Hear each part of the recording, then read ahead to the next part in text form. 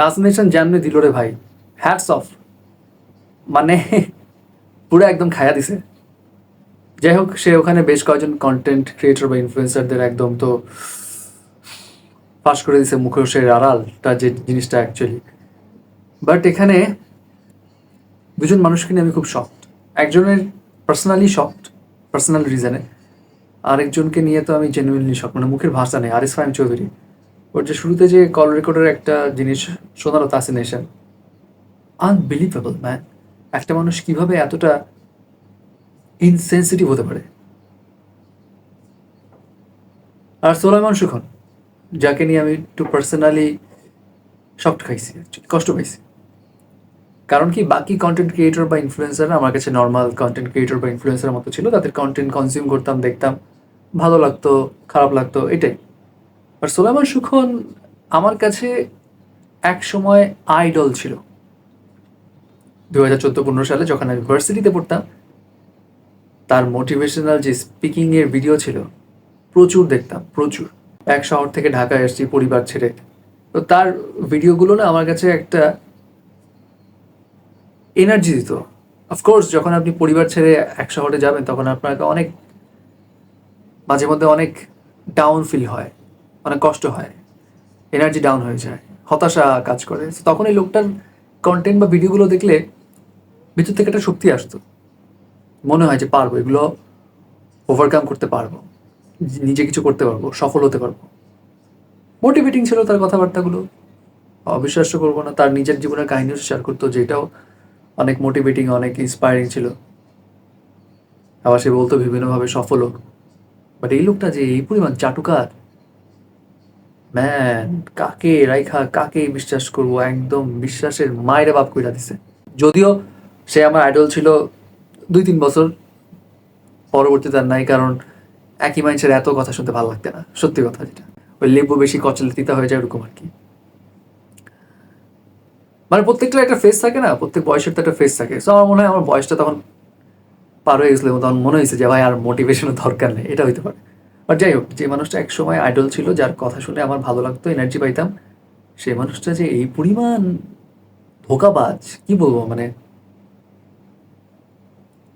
তাদের কি মানে ব্রেইন নাই, সেন্স নাই যে কোনটা ভালো কোনটা মন্দ, কোনটার এগেনস্টে ক্যাম্পেইন করলে কি হবে না হবে সেটা বোঝার ক্ষমতা নাকি পাবলিককে পুরা একদম ধ্বজভঙ্গ বোকা ভাবে, বোকাই ভাবে বোধহয়।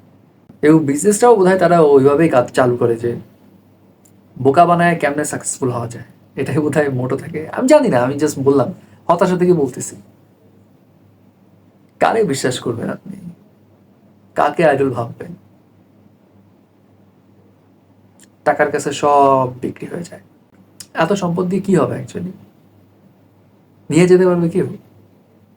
আলেকজান্ডার দ্য গ্রেট, যে ছিল সবচেয়ে ক্ষমতাধর ব্যক্তি, সেও কিছু নিয়ে যেতে পারে নাই। এবং তার একটা কাহিনী আমার খুব মনে পড়তেছে, যে সে যখন বুঝে ফেলছিল যে তার জীবনের শেষ চলে আসছে, তখন সে 3টা কাজ করতে বলছিল। সেটা হলো,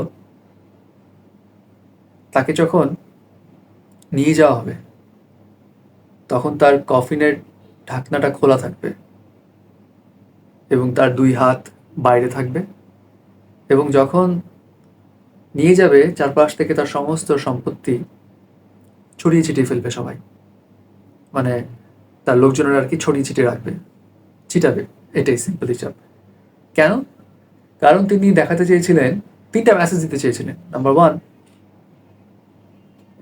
সবচেয়ে ক্ষমতাধর ব্যক্তি যে মানুষটা, সেই মানুষটা নিজের জন্য একটু এক্সট্রা সময় কিনে রাখতে পারেনি, সম্পত্তি দিয়ে সবকিছু করতে পারেনি। তার যখন যাওয়ার সময় হয়েছে, তিনি ঠিকই চলে গেছেন। আর তার হাত তিনি খোলা রাখতে বলেছিলেন এই কারণে, তিনি এসেছিলেন যখন জন্ম হয়েছিলেন, যখন তখন তার হাত ছিল মুষ্টিবদ্ধ, হাতে কিছু ছিল না, ফাঁকা। তিনি যাচ্ছেন, এখনো তার হাত ফাঁকা। তার মানে তুমি আসছো ফাঁকা হাতে, যাবাও ফাঁকা হাতে। অ্যান্ড নাম্বার 3, সম্পত্তি যে ছিটিয়ে ছিটিয়ে দেওয়ার কথা বলা হচ্ছে, এটাতে করে রিয়েলাইজ হবে, সবাই রিয়েলাইজ করতে পারবে যেটা, সেটা হলো, তোমার যতই সম্পত্তি থাকুক না কেন, লাভ নাই। ওই সম্পত্তির কোনো মূল্য নাই, ওইটা দিয়ে তুমি কিছু করতে পারবো না, ওগুলো ভ্যালুলেস। ছড়ায় সেটা এটাই প্রমাণ করতে চাইছিল সে। যেগুলো অ্যাকচুয়ালি মানে পৃথিবীর এই যে মোহ বা এই সম্পত্তির যে পিছে সবাই ছুটে, ভ্যালুলেস এটাই। বাট এটা বলে লাভ নেই অ্যাকচুয়ালি।